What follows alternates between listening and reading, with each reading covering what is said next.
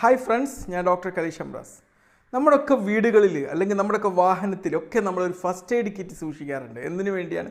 എന്തെങ്കിലും ഒരു അപകടാവസ്ഥ വരികയാണെങ്കിൽ പെട്ടെന്ന് തന്നെ അതിൽ നിന്ന് മോചിതരാവാൻ വേണ്ടി, അല്ലെങ്കിൽ മറ്റൊരാളെ രക്ഷപ്പെടുത്താൻ വേണ്ടി. പക്ഷേ നമ്മുടെ ജീവിതത്തിൽ അതൊന്നും ഉപയോഗിക്കേണ്ട സാഹചര്യങ്ങൾ വളരെ അപൂർവമായിരിക്കും അല്ലേ? പക്ഷേ നമ്മുടെ ജീവിതം എന്ന് പറയുന്നത് അത് ഓരോ ദിവസവും എപ്പോഴും നമുക്ക് ഫസ്റ്റ് എയ്ഡ് വേണ്ട ഒരുപാട് ഘട്ടങ്ങളിലൂടെയാണ് കടന്നു പോകുന്നത്. നമുക്ക് മാനസികമായി ഒരു ഫസ്റ്റ് എയ്ഡ് ലഭിക്കേണ്ട സാഹചര്യങ്ങൾ എല്ലാ ദിവസവും കടന്നു പോകും. ഇത്തരം സാഹചര്യങ്ങളിലൂടെ നമ്മൾ കടന്നു പോകുമ്പം നമ്മുടെ ജീവിതത്തെ ഏറ്റവും സ്വസ്ഥമായ ഒരു അവസ്ഥയിൽ പിടിച്ചു നിർത്താൻ വേണ്ടി നമുക്ക് ഉപയോഗിക്കാൻ പറ്റിയ ഒരു ഫസ്റ്റ് എയ്ഡ് കിറ്റാണ് ഇന്ന് ഞാൻ നിങ്ങളോട് പരിചയപ്പെടുത്തുന്നത്. എന്തൊക്കെയാണ് നിങ്ങൾ ഈ ഫസ്റ്റ് എയ്ഡ് കിറ്റിൽ സൂക്ഷിക്കേണ്ടത്? ആദ്യത്തേത്, നിങ്ങൾക്ക് വളരെ സന്തോഷം നൽകിയ ഒരു ഗാനങ്ങളുടെ ഒരു പ്ലേലിസ്റ്റ് നിങ്ങൾ ഉണ്ടാക്കി സൂക്ഷിക്കണം. എന്തെങ്കിലും വിഷമകരമായ ഘട്ടം വരുമ്പോൾ നിങ്ങൾക്ക് ഉപയോഗിക്കാൻ പറ്റിയൊരു പ്ലേലിസ്റ്റ്. നിങ്ങൾ ഏത് പ്ലേലിസ്റ്റാണ് ഇതിനു വേണ്ടി തിരഞ്ഞെടുക്കുന്നത് എന്നുള്ളത് നിങ്ങൾ ഇതിൻ്റെ കമൻറ്റ് ബോക്സിൽ ഒന്ന് പറഞ്ഞറിയിക്കുകയും വേണം. രണ്ടാമതായിട്ട് നിങ്ങൾക്ക് വേണ്ടുന്നുള്ളത് നിങ്ങൾക്കൊരു ഗ്രൂപ്പ് ഉണ്ടാക്കിയെടുക്കുക എന്നുള്ളതാണ്. വളരെ ഇപ്പോൾ ഗ്രൂപ്പായിട്ട് ഡാൻസ് ചെയ്യാൻ, അല്ലെങ്കിൽ ഗ്രൂപ്പായിട്ട് എന്തെങ്കിലും പോസിറ്റീവായിട്ടുള്ള കാര്യങ്ങൾ ചെയ്യാൻ വേണ്ടിയിട്ടുള്ള ഒരു ഗ്രൂപ്പ്. പരസ്പരം തർക്കിക്കാൻ വേണ്ടിയിട്ടൊന്നുമല്ല കേട്ടോ.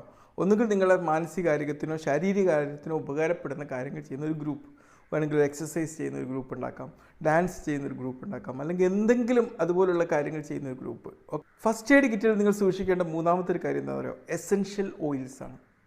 എനിക്ക് തോന്നുന്നു വെറും എസെൻഷ്യൽ ഓയിൽസ് തന്നെ വേണമെന്നില്ല. എന്തെങ്കിലും സ്പ്രേ ഒക്കെ നമുക്ക് ഒരുപാട് നമ്മുടെ നല്ല ഓർമ്മകളിലേക്ക് ഈ നറുമണത്തിന് നമ്മൾ തിരികെ കൊണ്ടുപോകാൻ പറ്റുന്നുള്ളതാണ്. കഴിഞ്ഞ ദിവസം എനിക്ക് ഒരാൾ ഗിഫ്റ്റ് തന്നിരുന്നു നല്ലൊരു സ്പ്രേ. ആ സ്പ്രേ അടിച്ച് ഞാൻ കുറച്ച് പുറത്തോട്ട് ഇറങ്ങിയപ്പോൾ എനിക്ക് വല്ലാത്തൊരു സുഖമായിരുന്നു. ഒരുപാട് മുൻകാല നല്ല ഓർമ്മകൾ ആ സ്പ്രേ അടിക്കുന്ന സമയത്ത് വരും. അപ്പോൾ എസെൻഷ്യൽ ഓയിലായിട്ട് ഉപയോഗിക്കുകയാണെങ്കിൽ അത് നേച്ചുറലായിട്ടുള്ള കാര്യമാണ്.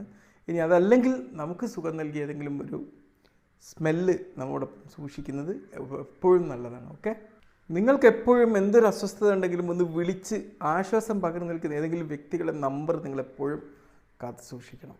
എപ്പോഴും നിങ്ങൾക്കൊരു വിഷമം വരുമ്പോൾ നിങ്ങളുടെ കൂടെ പുറത്തിറങ്ങി നടക്കാനൊക്കെ നിങ്ങളുടെ കൂടെ വരുന്ന വ്യക്തികളുണ്ടെങ്കിൽ അവരുടെ ഒരു നമ്പർ എപ്പോഴും നിങ്ങൾ സൂക്ഷിക്കണം.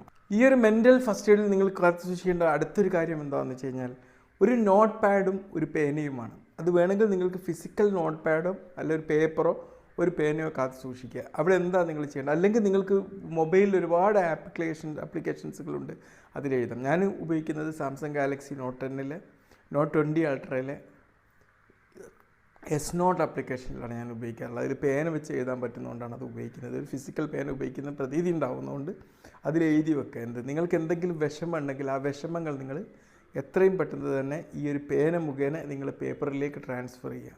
എന്നിട്ട് അതിന് ലോജിക്കായിട്ടുള്ള സൊല്യൂഷൻസൊക്കെ നിശ്ചയിച്ചതിന് ശേഷം നിങ്ങൾ ഈ പ്രശ്നം ഉണ്ടാക്കിയ പ്രതിസന്ധികളെയൊക്കെ അതിലൊതുക്കിയിട്ട് ആ പേനയിൽ ഒതുക്കിയിട്ട് നിങ്ങളുടെ ജീവിതത്തെ നിങ്ങൾ മുന്നോട്ട് കൊണ്ടുപോകുക. അടുത്തതായിട്ട് നമുക്ക് ചെയ്യേണ്ടത് നമുക്ക് തന്നെ ഒരു കത്തെഴുതുക എന്നുള്ളതാണ്. ആത്മാർത്ഥതയോടെ നിങ്ങളുടെ സ്വന്തം ഇമോഷൻസ് എല്ലാം മനസ്സിലാക്കിക്കൊണ്ട് നിങ്ങൾക്ക് തന്നെ ഒരു കത്തെഴുതുക. എന്നിട്ടത് കീറി കളഞ്ഞോ, കുഴപ്പമൊന്നുമില്ല. എന്നിട്ട് എന്ത് ചെയ്യുക? അതിൽ ഒരു പക്ഷേ മനുഷ്യന്മാർക്ക് ഏറ്റവും വലിയ പ്രശ്നം എന്ന് വെച്ച് കഴിഞ്ഞാൽ അവർ മറ്റുള്ളവർക്കൊക്കെ എന്ത് പ്രശ്നം വെള്ളവും ആശ്വസിക്കാൻ പോകുമെങ്കിലും നമുക്ക് സ്വയം ഒരു പ്രശ്നം ഉണ്ടായിക്കഴിഞ്ഞാൽ നമ്മെ ആശ്വസിപ്പിക്കുന്നില്ല എന്നുള്ളതാണ്. ഈ കത്ത് എഴുതുന്നതിലൂടെ നമുക്ക് സ്വയം നാം തന്നെ നൽകുന്ന ഒരു ആശ്വാസമായിട്ട് അത് മാറും. അതുപോലെ തന്നെ നിങ്ങൾക്ക് എന്ത് ചെയ്യാം, ടെഡ് ടോക്കുകൾ എന്ന് പറഞ്ഞാൽ വളരെ പ്രശസ്തമാണ്. വളരെ കുറഞ്ഞ സമയം കൊണ്ട് തന്നെ മനുഷ്യന്മാരെ ഇൻഫ്ലുവൻസ് ചെയ്യുന്ന ഒരുപാട് പ്രസംഗങ്ങളാണത്. ഓക്കെ, നിങ്ങൾക്ക് യൂട്യൂബിലൊക്കെ അടിച്ചു കഴിഞ്ഞാൽ കിട്ടും. ഇതുപോലെ നമുക്ക് നമ്മോട് തന്നെ ഒരു പെപ്പ് ടോക്ക് നടത്താൻ പറ്റും. അപ്പോൾ എന്താ ചെയ്യുന്നത്, നിങ്ങൾക്ക് സ്വന്തം ആശ്വാസം നൽകുന്ന രീതിയിൽ നിങ്ങൾ തന്നെ നിങ്ങളോട് ചെയ്യുന്ന ഒരു സെൽഫ് കോൺവെർസേഷനാണത്. വേണമെങ്കിൽ നിങ്ങൾക്ക് എന്ത് ചെയ്യുന്ന നിങ്ങളുടെ മൊബൈലിൽ നിങ്ങൾക്ക് ഒരുപാട് സന്തോഷം നൽകിയ ഒരുപാട് ഫോട്ടോഗ്രാഫുകൾ കാത്തു സൂക്ഷിക്കാം. എന്നിട്ട് എന്തെങ്കിലും വിഷമം വരുമ്പോൾ ആ ഫോട്ടോഗ്രാഫുകളിലേക്കൊന്ന് തിരിച്ച് നോക്കുക. അതുപോലെ വളരെ ഹെൽപ്ഫുൾ ആയിട്ടുള്ളൊരു കാര്യമാണ് ഒരു ഗ്ലാസ് ചായ. ഈ ചായ എപ്പോഴും കുടിക്കുക എന്നുള്ളതിനേക്കാൾ ഉപരി നമുക്ക് എന്തെങ്കിലും ഒരു സമ്മർദ്ദം അനുഭവപ്പെടുമ്പോൾ റിലാക്സേഷൻ കിട്ടുക എന്നുള്ള പർപ്പസിലൊക്കെ ഒന്ന് കുടിക്കുക. നമ്മൾ വെറുതെ കുറേ സമയം വെറുതെ ഇങ്ങനെ ചായ കുടിക്കുകയാണ്, അതൊരിക്കലും നമുക്ക് ആസ്വദിക്കാനോ നമുക്ക് ഹെൽപ്ഫുൾ ആവില്ല. മറിച്ച് നമ്മൾ ബോധപൂർവ്വം തന്നെ നമുക്കൊരു വല്ലാത്തൊരു ക്രൈസിസ് ഘട്ടം വരുമ്പോൾ ഒരു ചായ വാങ്ങി കുടിക്കുക. മനുഷ്യന്മാർക്ക് ഏറ്റവും ഇഷ്ടമുള്ളൊരു കാര്യം എന്താണെന്ന് പറയുക, അവരിൽ ഈ ഓക്സിറ്റോക്സിൻ എന്നറിയപ്പെടുന്ന ഹോർമോൺ പ്രൊഡ്യൂസ് ചെയ്യപ്പെടുന്ന ഒരു സാഹചര്യമുണ്ട്. അത് പരസ്പരം ഒന്ന് ടച്ച് ചെയ്യുമ്പോഴാണ്. നമ്മളൊരാളൊന്നിങ്ങനെ സ്പർശിക്കുമ്പോൾ അവർക്ക് ഒരു ലാളനയുടെ ഹോർമോൺ അവിടെ ക്രിയേറ്റ് ചെയ്യുന്നതാണ്.